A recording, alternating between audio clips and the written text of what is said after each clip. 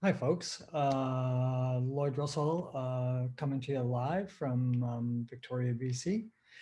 Some people have asked me to do a video on substance use and substance use disorders. Also, alcohol use disorders. Substance use in general covers everything. It covers cannabis or harder drugs, opiates, cocaine. It also includes alcohol. So we can say substance use disorder, or the old term that we used to use is addict. And we typically don't use alcoholic anymore either. So we say SUD, substance use disorder. So that's a term I'll stick with. If you're checking this video out, you're probably wondering if you or someone else is struggling with a substance use disorder. And there are some telltale signs. And it's really not that cut and dry. And in fact, a lot of people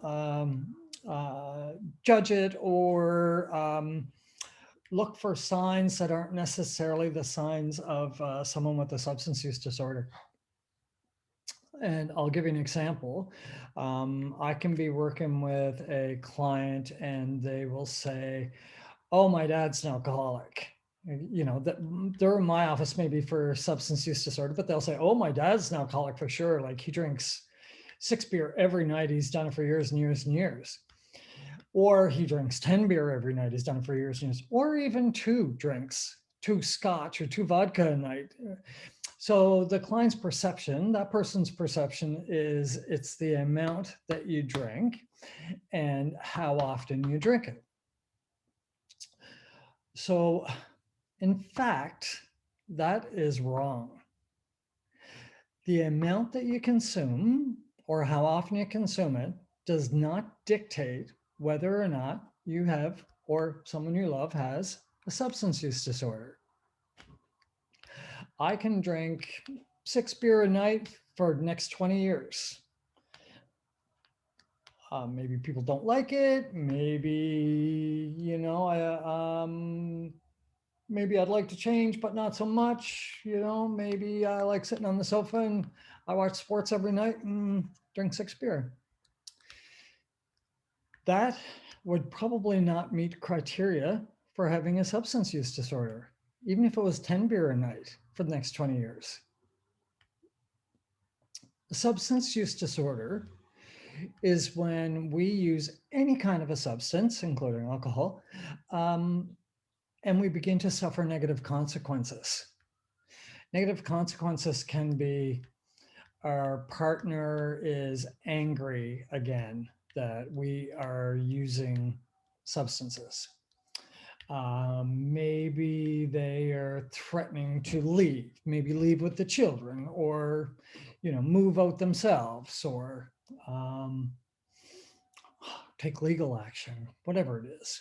Or maybe we can't get up in the morning, or maybe we wake up in the middle of the night and need a drink because we can't stop shaking. Maybe we sleep in bed with a bottle under the bed. Maybe I've had a DUI or two or three. Maybe my boss has been on me for the last while because I can't show up to work on time. And when I do show up to work, I'm maybe confused, disheveled, unorganized. Maybe I even smell like alcohol. Maybe I've had some mornings at work. Maybe I have a few write-ups in my file already. Here's the essence of what determines whether or not someone has a substance use disorder. When we use and we begin to suffer negative consequences, could be any of the ones I mentioned, It could be a whole host. It could be gaining weight. It could be losing weight. It could be sleeping in. It could be not paying attention to our children. It could be watching children while we're under the influence. A number of things. But there's negative circumstances that are happening, and it's because of our use.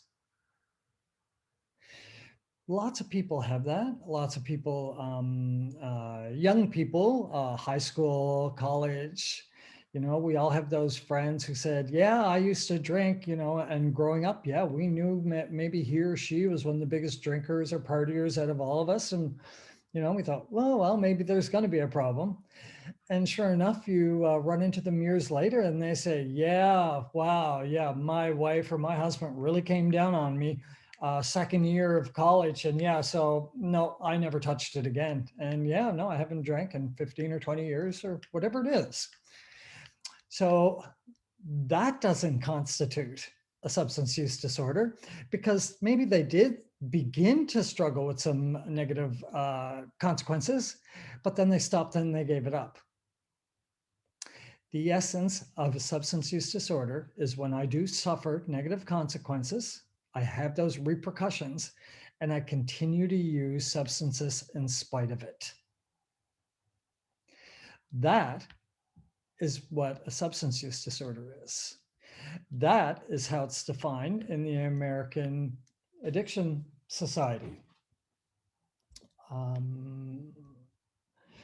So although maybe I'm going to get a divorce, kicked out of my own home, fired, lose custody of my children, lose my license for 2 or 3 years, all of those things, and then I still continue to use.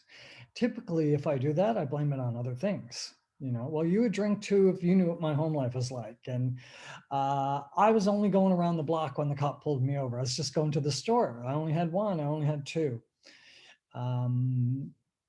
Yeah, I typically don't fight, but he was asking for it, or I was just defending someone else. And we usually make up these excuses because if we have a substance use disorder, the last thing we want to do is give up our substance. Therefore, we are going to defend it. So for two reasons. Number one is, who wants to be an alcoholic or a drug addict, right? A substance use disorder. Who wants to have a substance use disorder? Nope, not me. Nobody does. So we go on the defense right away.